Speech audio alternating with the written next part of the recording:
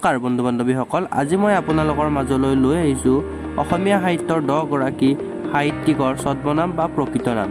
আশা কৰোঁ আপোনালোকে ভিডিঅ'টো ভাল পাব। বলক তেন্তে আমি ভিডিঅ'ৰ মাজলৈ আগবাঢ়োঁ।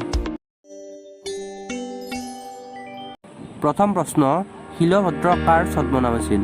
উত্তৰ, ৰেৱতী মোহন দত্ত চৌধুৰী। দ্বিতীয় প্ৰশ্ন, নাচিকেতা কাৰ ছদ্মনাম আছিল? উত্তৰ, ভৱানন্দ দত্ত।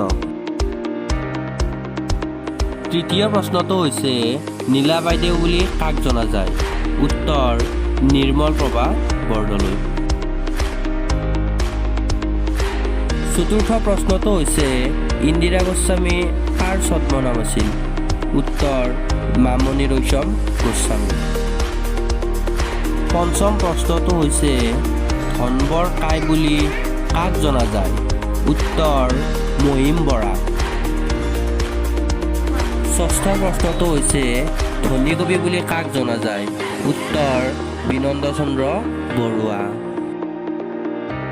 সপ্তম প্ৰশ্নটো হৈছে নটসূৰ্য বুলি কাক জনা যায়? উত্তৰ, ফণী শৰ্মা। অষ্টম প্ৰশ্নটো হৈছে অষ্টবক্ৰ বুলি কাক জনা যায়? উত্তৰ, কমলাকান্ত ভট্টাচাৰ্য।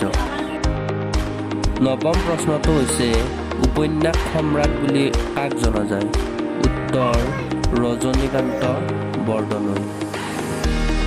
দশম প্ৰশ্ন তথা অন্তিম প্ৰশ্নটো হৈছে প্ৰিয় বন্ধু বুলি কাক জনা যায়? উত্তৰ, ভৱেন্দ্ৰনাথ শইকীয়া।